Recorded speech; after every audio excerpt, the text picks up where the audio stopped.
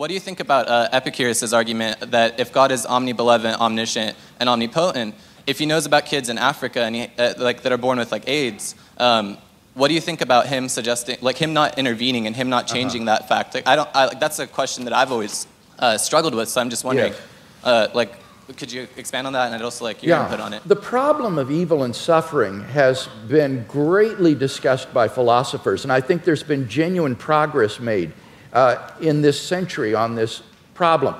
I think it's important to distinguish between the intellectual problem of suffering and the emotional problem of suffering, because these are quite different from each other.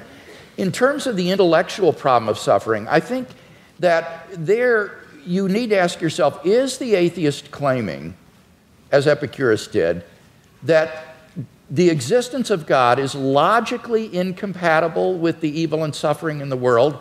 If that's what the atheist is claiming, then he's got to be presupposing some kind of hidden assumptions that would bring out that contradiction and make it explicit, because these statements are not explicitly contradictory.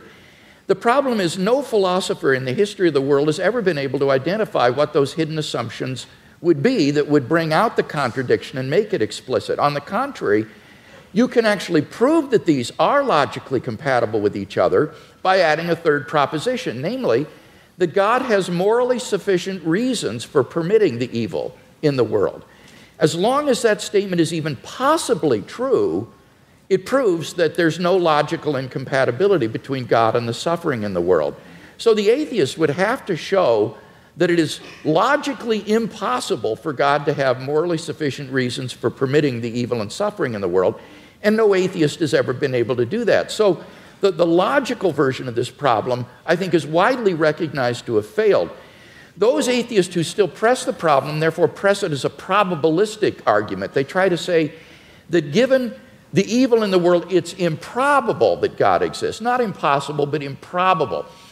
Well, again, the difficulty there is that the atheist has to claim that if God did exist, then it is improbable that he would permit the evil and suffering in the world.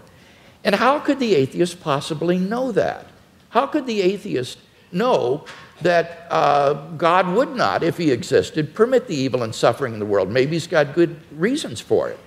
Maybe, like in Christian theism, God's purpose for human history is to bring the maximum number of people freely into his kingdom to find salvation and eternal life. And how do we know that that wouldn't require a world that is simply suffused with natural and moral suffering? It might be that only in a world like that the maximal number of people would freely come to know God and find salvation.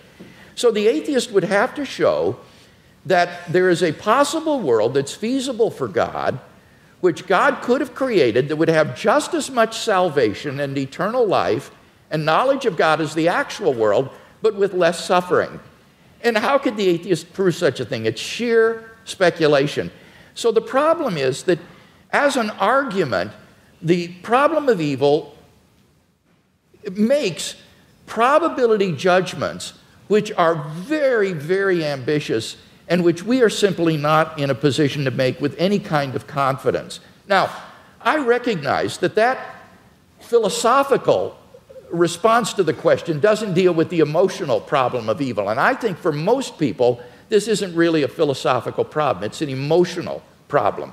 They just don't like a God who would permit suffering and pain in the world. And so they turn their backs on him.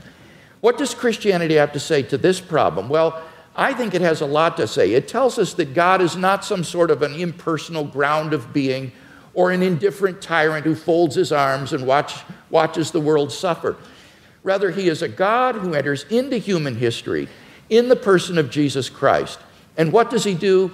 He suffers. On the cross, Christ bore a suffering of which we can form no conception. Even though he was innocent, he bore the penalty of the sins of the whole world. None of us can comprehend what he suffered. And I think when we contemplate the cross of Christ and his love for us and what he was willing to undergo for us, it puts the problem of suffering in an entirely different perspective.